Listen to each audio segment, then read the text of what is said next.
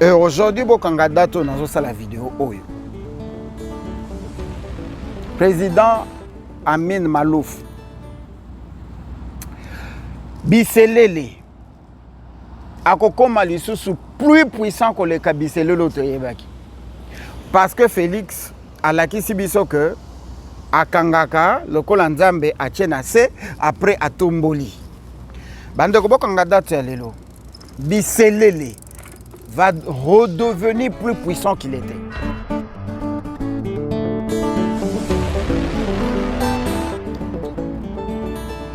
Salut, bonjour.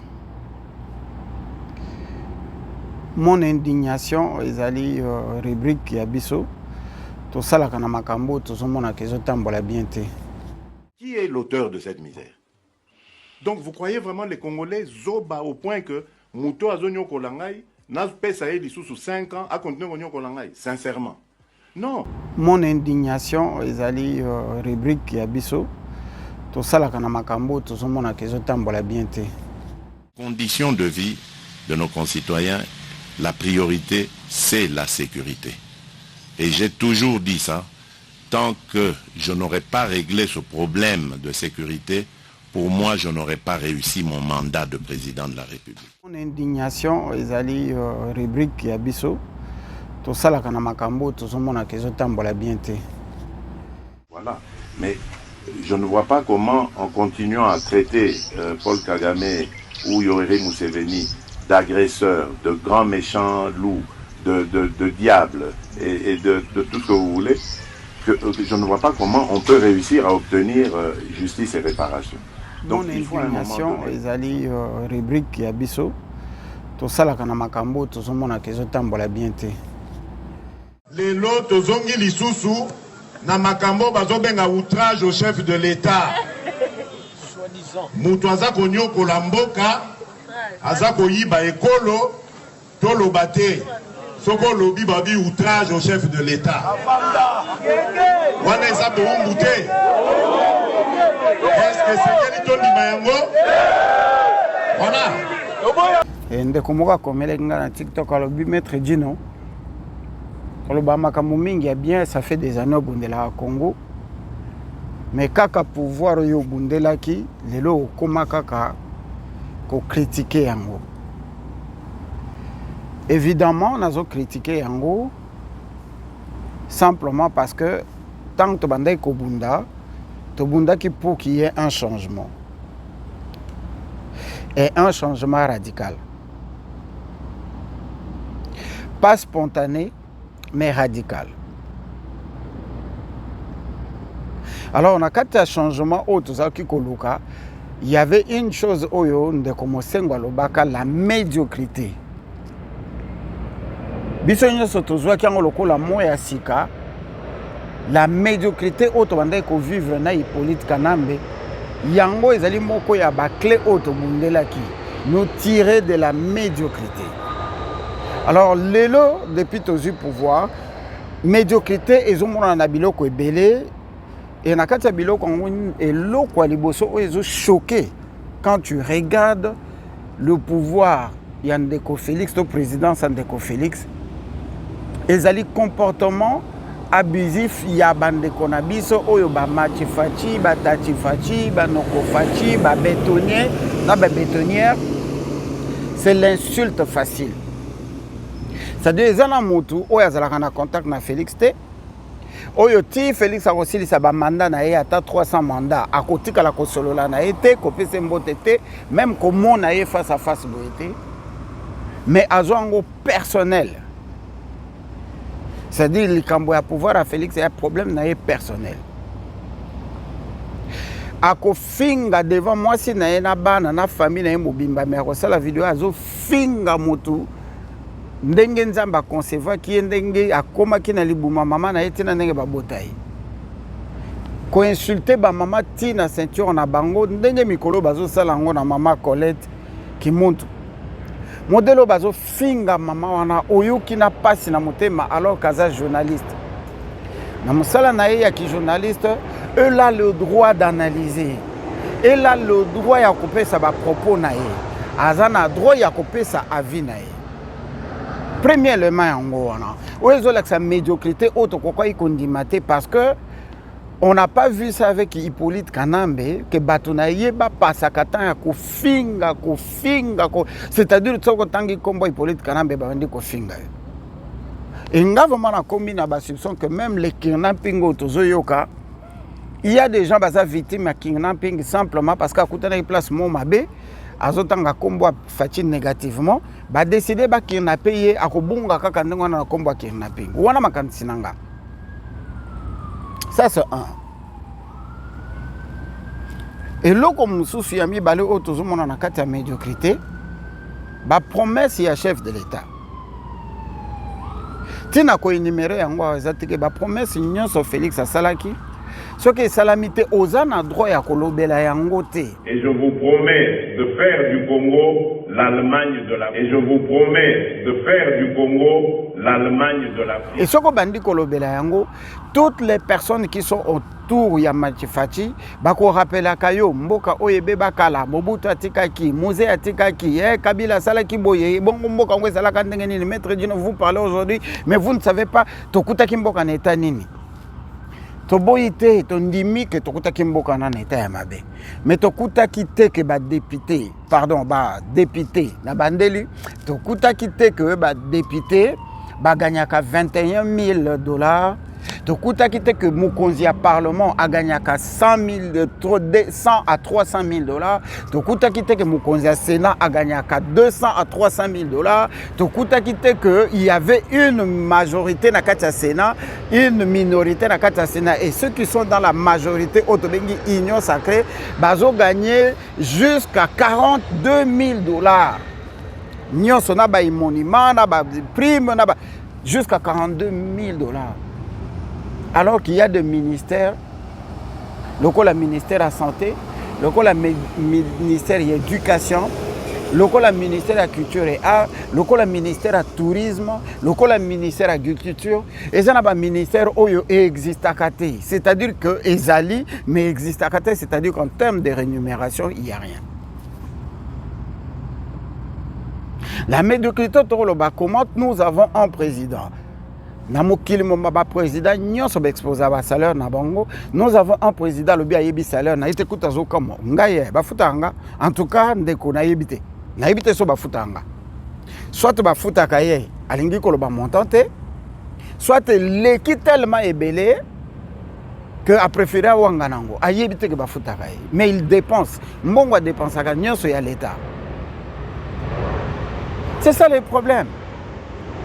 Les problèmes oyo toza nango tozo benga médiocrité oyo ezala banda kala mais s'aggraver ezali situation d'insécurité. Félix akuta ki insécurité yango aza abunda yango babuto bundela na UDPS yango to benga démocratie.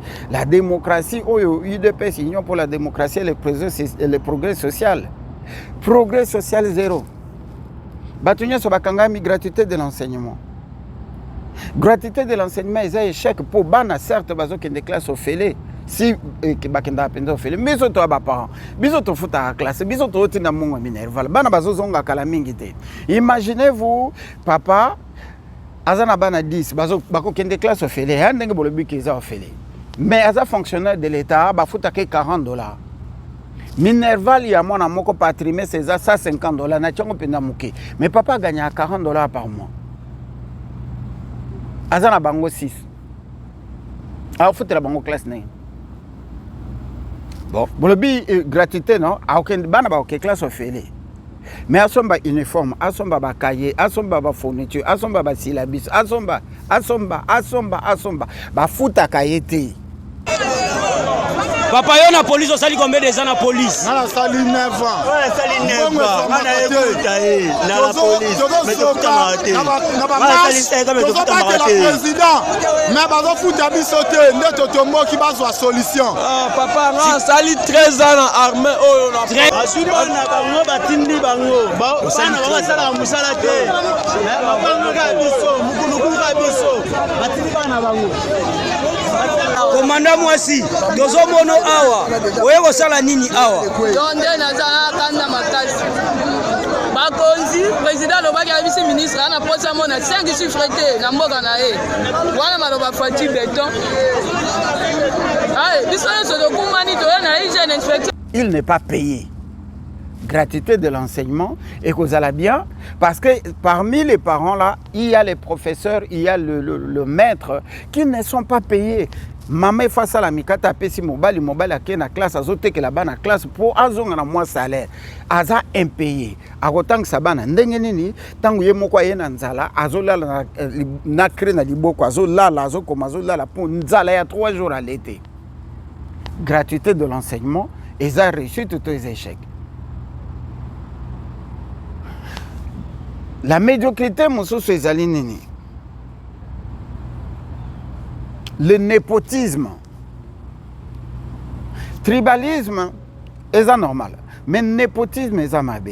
Tribalisme est anormal, mais discrimination est amabe. Discrimination est ali naba poste ministériel, naba poste à l'État, naba entreprise d'État. C'est aussi le cas, personne ne m'a contredit. CNSS, celui qui gère CNSS, c'est aussi un Kassaïen. Celui qui gère la CENI, c'est aussi un Kassaïen. Celui qui gère la Cour constitutionnelle, c'est aussi un Kassaïen. Celui qui gère la Cour de cassation, c'est aussi un Kassaïen. Celui qui gère la Banque centrale du Congo, c'est une Kassaïenne. Vice-ministre de l'Intérieur, c'est aussi un Kassaïen. Ministre de l'Intérieur, ministre des Affaires étrangères, c'est aussi un Kassaïen. Ministre des Finances, c'est aussi un Kassaïen. Ministre de la Justice, c'est aussi une Kassaïenne. Ministre des Affaires sociales, c'est aussi un Kassaïen. Ministre des Mines, c'est aussi une Kassaïenne. Ministre de la Communication et Médias, c'est aussi un Kassaïen. Ministre de la Santé, c'est aussi un Kassaïen. Ministre de l'EPST, c'est aussi un Kassaïen. Ministre de l'Urbanisme, c'est aussi un Kassaïen. Ministre de l'Agriculture, vous m'arrêtez pas, là vous m'arrêtez pas. Ministre de l'Agriculture, personne ne va, c'est aussi un Kassaïen. Ministre des Sports et voies de communication, c'est aussi un Kassaïen. Vice-ministre de la Défense, c'est aussi un Kassaïen. Vice-ministre de l'Environnement, c'est aussi un Kassaïen. DG de INPP, c'est aussi un Kassaïen. DG de LMC, c'est aussi un Kassaïen. DG de DGI, c'est aussi un Kassaïen. DG de OCC, c'est aussi un Kassaïen. DG de DGRAN, c'est aussi un Kassaïen. DG de OGFM, c'est aussi un Kassaïen. DG de FPI, c'est aussi un Kassaïen. DG de ONATRA, c'est aussi un Kassaïen. DG de RVM, c'est aussi un Kassaïen. DG de CNSS, c'est aussi un Kassaïen. DG de l'entrepreneuriat, c'est aussi un Kassaïen. S'il vous plaît, la liste n'est pas exhaustive.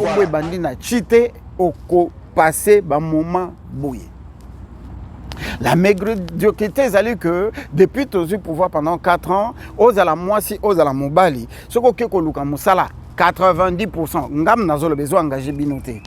90% ce que quitte ici coupé, au collecté.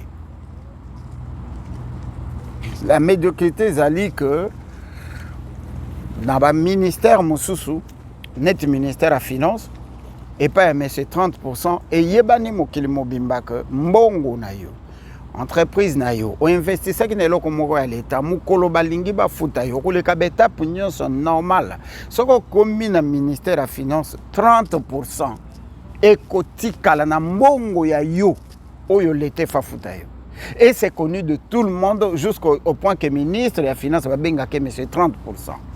Félix Azomona. La médiocrité, c'est quoi? C'est l'UGF. L'UGF banda kokanga. Tout le monde a battu en prison. Tout le monde a place bazo sambisa batute. Tout le monde a place mbongo ngwezonga kate. UGF musala ko dénoncer le kolanga. Ce cas dénoncer chema kelele. UGF ye moko ya lobi kezana bato mususu moyen ya ko simba ye moyen ko kanga ye ezate. UGF asa d'accord que la justice na mboka na biso ezana bato oyo bakoki ko kangama bato bako kangama te. Et Félix l'a prouvé, il y a kokanga le plus grand criminel il y a République démocratisée du Congo sous la mafia qui est Vital Kamerhe na clan na ye mobimba bakangi bango Félix aleki au-dessus de la justice abimisi ye et comme par hasard a bombardé ye ministre de l'économie nationale, quelqu'un qui a un dossier ya muyibi ya mbongo allant jusqu'à 600 millions de dollars. Tous les Congos, on dirait bakangi biso na kisi muyibi un criminel parce que muyibi lokola Vital Kamerhe bako benge criminel pourquoi?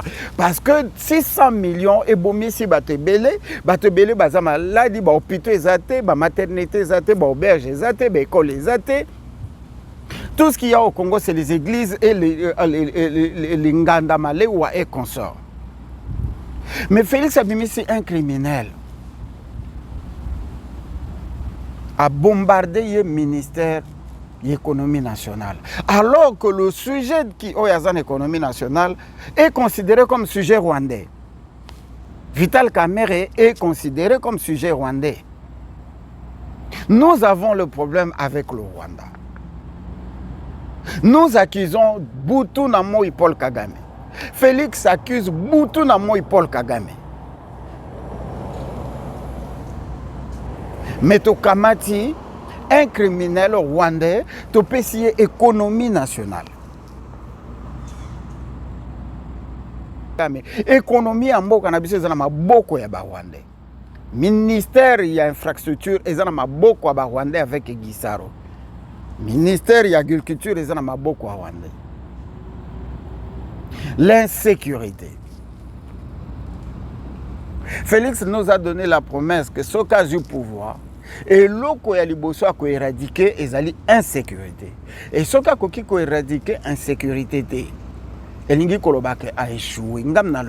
conditions de vie de nos concitoyens, la priorité, c'est la sécurité. Et j'ai toujours dit ça, tant que je n'aurai pas réglé ce problème de sécurité, pour moi, je n'aurai pas réussi mon mandat de président de la République. Tant que je n'aurai pas réglé ce problème de sécurité, pour moi, je n'aurai pas réussi mon mandat de président de la République. Insécurité galopante jusqu'au moment où nous parlons. Basala qui parenthèse pour la francophonie, dès que francophonie est si insécurité et bandit et zongi ndengezalaki. C'est ça les échecs. Oui, tout le monde est maman, ils ont une exception. Ils ont enlevé qui est là. Parce qu'on enlevé, on a évité, mais on a monté des camions suspects. Donc on a des munakangi ba mundelo wana na kati na chauffeur wana. IST bazana ba check ba bloco ya ba poisson salé na kati, ba bloco mo ya congélateur na kati na ba chimbo. Ils na kati wana. Donc on a monté camion suspect na na beti kof na vitre. Donc na beti kof na vitre ndena ko mona. Moi, c'est un carton. La ligne déjà sur le bateau, le na gagné malaman qui va enlever moutou. La population qui nous, mais tant qu'il y a un mobile, on a raisonné bien, il faut avoir leur vie à moutou. Le molé wana, mettez dans l'hôpital. Donc, Azama le Mossi. Azama Mossi. Donc, Ezalaki Mundela Zana Kata Mutuka. Mundela Zana Kata Mutuka, parce que tu sais na sucette ya banunu. Ce qui n'a pas dit qu'on énumérer encore, on a continué qu'on énumérer. Ndenge babimisaki Kamerhe Biselele toyeba kango banda jour bakanga ki ke akowumela te akobima toloba kango ke Biselele akobima Biselele bimi balingi ba mekaloko la ba salir avec les vidéos et l'équipe comme si rien n'était. Et aujourd'hui bokanga dato nazo sala vidéo oyo Président Amin Malouf, Biselele, Akokoma Lissousou, plus puissant que le Biselele Otoyebaki. Parce que Félix, à la Kisibiso que, à Kangaka, le Kolanzambe, à Tchenase, après à Tomboli. Bandeko Kangada Tchelelo, Biselele va redevenir plus puissant qu'il était. Parce qu'il a certains manière, Biselele Lazara déjà puissant. Vous n'avez pas constaté que slogan Oyo Bisoto lancé le 2 août. Ezalaka Bandakala. Mais slogan Wana le 2 août, ça a été récupéré pour te senga kiango que date Wana Ezala reconnu na Congo. Mais comme histoire il y a présidence. Présidence a joué point alors que Bisso déjà observe Congo depuis 4 ans. Mais l'association on a Oezota là, ba mort na Bisso o bazo continuer dans Kokufa. Otozo reconnaître l'Iwana Bango le 2 août. Nous n'avons jamais condamné le Rwanda. To dénoncer le Rwanda. Mais to condamner été. Les relations diplomatiques vont bon train. L'ambassade est toujours là. La frontière est toujours à Kofungama. Et Biselele avait bombardé 5 millions. 5 millions pour l'association en place. À Salakawapi, salaire 9 meses à la canine pour garder 5 millions en dako. Ça ne nous concerne pas trop. Mais nous avons Biselele. Félix Akanga qui est à Kitisi, à Komatisse, à doubler place à Zali. Toyoka Félix. Qui est l'auteur de cette misère? Donc vous croyez vraiment les Congolais zoba au point que Mouto Azonyo Kolangai n'a pas saïdi sous 5 ans à continuer Konyo Kolangai? Sincèrement. Non. Qui est l'auteur de cette misère? Donc vous croyez vraiment les Congolais zoba au point que Mouto Azonyo Kolangai n'a pas saïdi sous 5 ans à continuer Konyo Kolangai? Sincèrement. L'autre zongi lisusu na makambo bazobenga outrage au chef de l'État. Mouto Azako Nyoko Lamboka Azako Yiba Ekolo Tolo Bate Soko Lobi Babi outrage au chef de l'État. Wana Ezabo Umbute. Est-ce que c'est Kelito Nimayango? Voilà. Ndenge Bouitiko Ka Félix. La personne qui a acculé Kabila na modèle Félix, on a tchelbino 2 petits morceaux, mais il y en a des milliers. Mouto Akula Kabila loko la Félix Azalakate. Mouto a frappé Hippolyte Kanambe loko la Félix Azalakate. Amona Kabila ta mukolo moko te place azo yiba, place azo violer, place azo salamabe. Mais nyonso e salama na Congo qui a totalisé 16 millions de morts, ba bengi mboka na la capitale mondiale du viol. Félix aloba yango que ce qui s'est passé à Kamwena Sapu, c'était Gédéon Kyungu instrumentalisé par Hippolyte Kanambalia Joseph Kabila et leur place serait en prison. Il n'a jamais été arrêté à Tamukolo Moko. Et je n'ai pas de vidéo oyo bato Kabila bazo finga Félix nandenga ko sakana tendenge ba finga ka ba opposant nyonso y compris Faïl. C'est ce que nous dénonçons. Et le kotozo dénoncer yango wana. Nyonso zo sala ma base falté moi goudron, fachi béton. Ba inaugurer ba toilette publique fachi béton. Tonga moi immeuble moka 3 fachi béton. Mais ça y était, ça mbongwa l'État, ce n'est pas lui. Même ici que ils ont ça la période naïe, mais ça y était, n'est-ce pas? Francophonie qui existe depuis des années, fachi béton. Bayamba Philippe, fachi béton, mais mbongo naïe était, mbongo ya l'État. Tournions sur un atout, fuite des capitaux, mais les gens se restent impayés. C'est ça la médiocrité. Plus de 350 voyages. Voyage moko 2 millions de dollars. Namboko batuba futa maraté les moyens de transport en commun, c'est la marche à pied. C'est ça la médiocrité. La médiocrité, c'est qu'on promettre beaucoup organiser des élections bâclées locaux là autour que comme on a tiré la carte électeur et obima. C'est ça la médiocrité. La médiocrité, c'est la vie sociale il y a peuple congolais où il vivre na plus ou moins 63 cents. La médiocrité, c'est quand pendant les 4 ans, Mbokanabiso est demeuré le 3e pays le plus pauvre de la planète. La médiocrité que Mouye Bignon so Ezo Salama, IGF Akangaka Moutouté, même en la présidence, Moutoumoko Ayiba qui Didier Boudimou, 240 millions de dollars. Bakangie na tongo na pourquoi présidence et bimisié. La médiocrité que sans tango ba enlève Mezo Salama, Otozobenga en anglais la qui pende ba kidnapping. Ministre ya intérieur à défendre yango. Mais porte-parole du gouvernement, azo défendre yango, azo wanga na ke ba qui n'a pas katé mais azo qui n'a pas azo wanga na ke vente à organiser ça la katé alors que ça existe. C'est ça la médiocrité. La médiocrité et ça ba nomination népotique na entreprise d'État nyonso ko banda na présidence.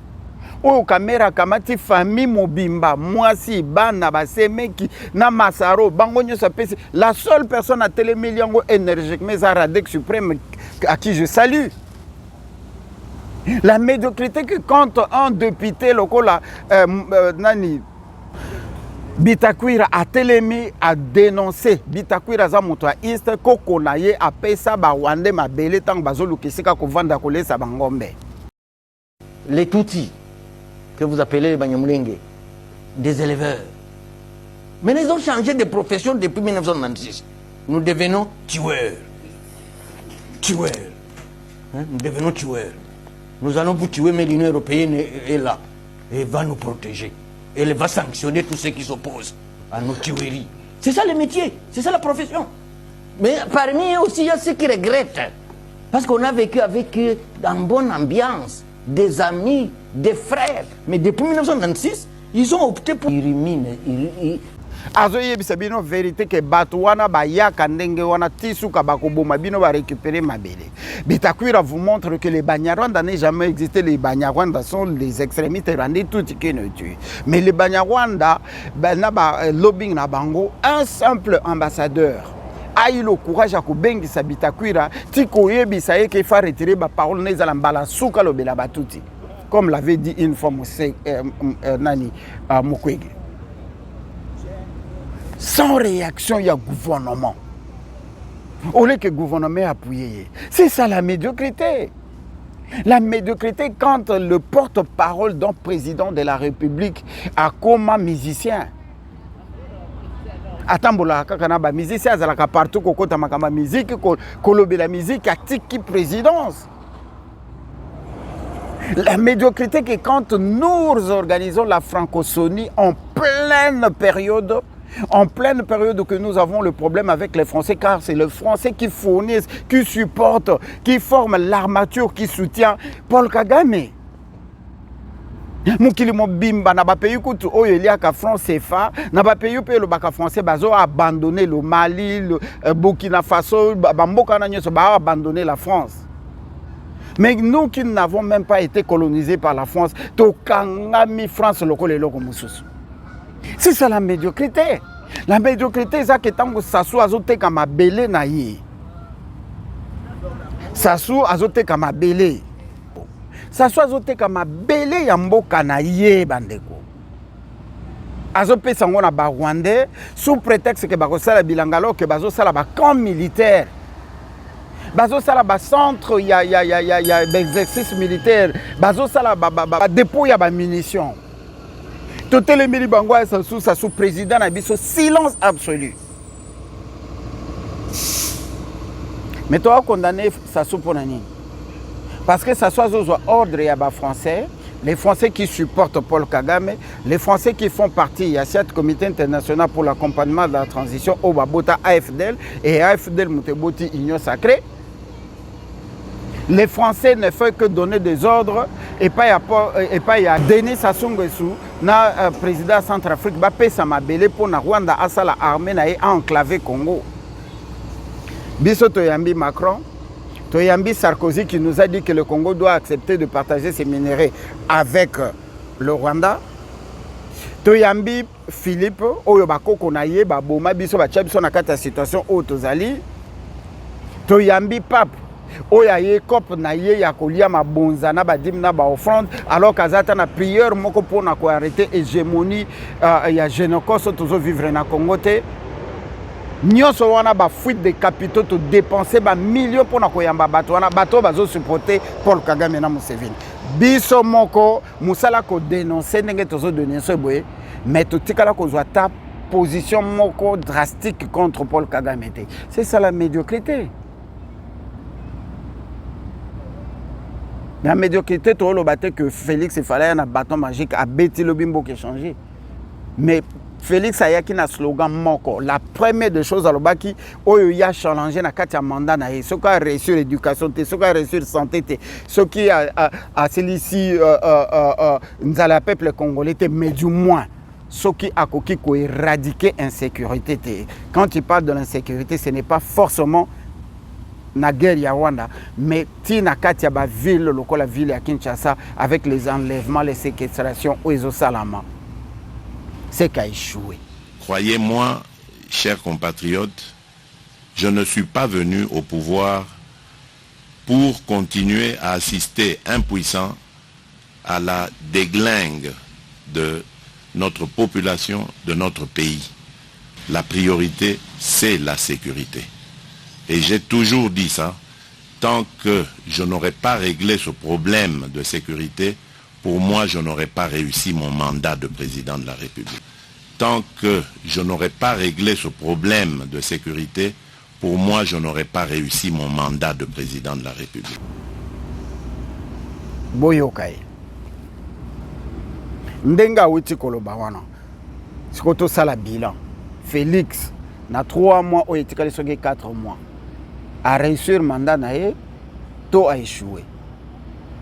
Est-ce que nous sommes obligés à couper ça y est, seconde chance? Non pas seulement parce qu'il échoue, mais parce que première chance au Yazoa, biso va tout couper ça y est. Botu na Paul Kagame, botu na Kabundu a Kabundu, botu na CG ya UDPS, bango moko baloba yango ibimana munoko na bango que Kabila nous a fait faveur à cause du fait que nous sommes le parti politique le plus installé. Koyo, biso Félix Azo Sengato pe ses chances, to ba match Fati Bazo Sengato pe ses chances. Première chance biso ba topé ça qui était. Deuxième chance pourquoi il faut ya kolukango pa na biso. A kozongo place à Zuela qui a liboso. Et pour na biso, la seule façon ya ko aider Félix eza ko rappeler ye échec oyo. Comme ça le kola ba ko pe ça y second mandat. Nous, on ne peut pas arrêter ça. Tout ça, tu as la possibilité pour la campagne de soulèvement des masses. Pour te bandi campagne, on a kalatozo pour se soulever. Deuxième mandat, pour ça, c'est le slogan du deuxième mandat que vous allez changer. Nous avons une mafia au sommet de l'État. Une véritable mafia au sommet de l'État.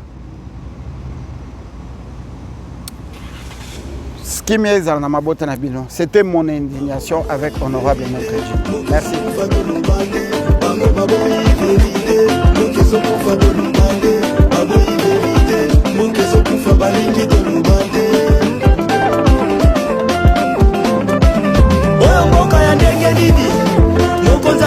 Salaire